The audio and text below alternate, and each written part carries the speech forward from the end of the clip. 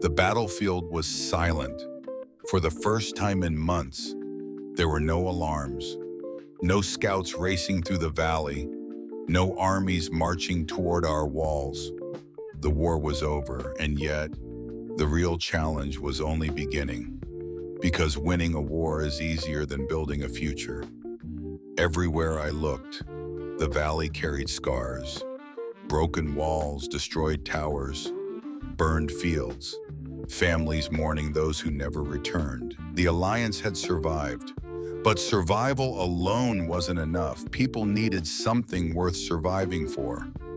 So instead of preparing for another battle, we started rebuilding.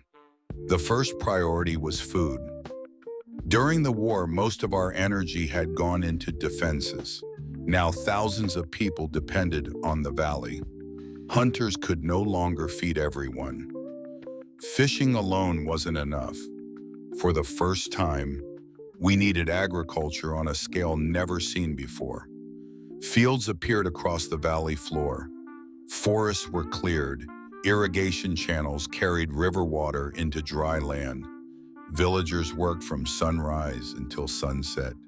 Seeds were planted. New farms spread across the landscape. Weeks later, green shoots emerged. Then more and more.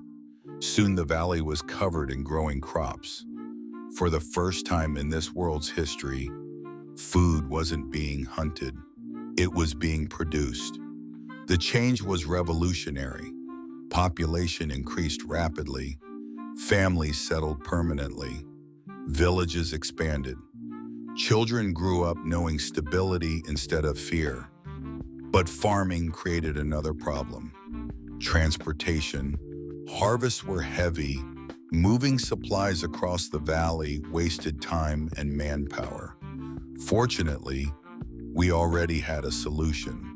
The wheel. What started as a simple experiment now transformed everything. Roads connected settlements.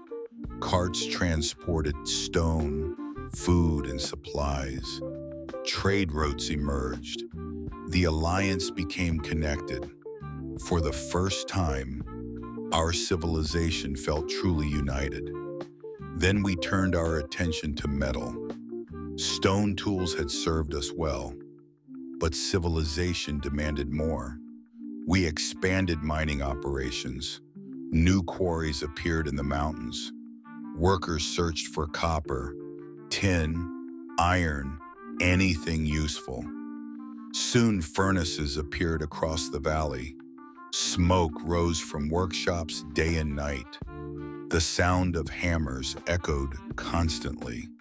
The blacksmiths became some of the most important people in the Alliance. Every improvement changed daily life. Better tools increased productivity. Better weapons improved security. Better equipment accelerated construction. Progress fed progress. And once it started, it became impossible to stop. The valley transformed faster than anyone expected. Stone houses replaced wooden huts. Workshops replaced temporary shelters. Storage buildings grew larger every month. What had once been a tribe was becoming something else, a kingdom. One evening, I stood atop the fortress wall. Below me stretched farms, roads, workshops, and villages. Thousands of people moved through the valley, merchants, farmers, builders, children. The sight felt impossible. Just months ago, none of this existed. Then an idea occurred to me, a dangerous idea, one that refused to leave my mind. Machines, not simple machines, real machines. During construction, we had used levers and pulleys. Those inventions changed everything. But what if we could go further? What if muscle wasn't the only source of power? The question obsessed me. I began experimenting. Water wheels, pressure systems, boiling water. Most attempts failed. Some exploded. A few nearly killed me. The villagers stopped asking questions. They simply assumed I was doing something strange again. Then one day, something worked. A sealed container of water began producing pressure. Not much, but enough. Enough to move a simple mechanism, enough to prove the concept. I stared at the device for hours because I wasn't looking at a machine. I was looking at the future. If steam could move objects, everything would change. Transportation, industry, construction, trade. The possibilities were endless. For weeks, I improved the design slowly, carefully. The machine remained primitive, unreliable, far from practical, but it moved, and that was enough. The first steam-powered cargo platform traveled only a short distance. Yet when the workers saw it move without animals, without people pulling it, they stood frozen. Nobody spoke. Nobody understood what they were seeing. Neither did I fully, because history wasn't supposed to move this quickly. Civilizations normally required centuries. We had achieved it in months. That realization kept me awake at night. Something felt wrong. Or perhaps something felt too right. As our kingdom expanded, exploration resumed. The war had trapped us inside the valley. Now the world was open again.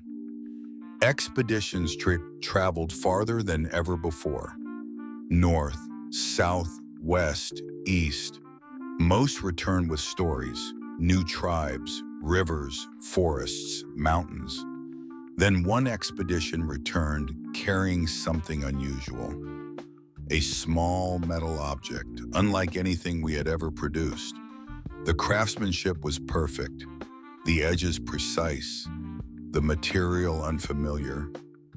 Every blacksmith examined it. None could explain it. I turned the object over in my hands. One fact became impossible to ignore. Someone else had made this. Someone advanced.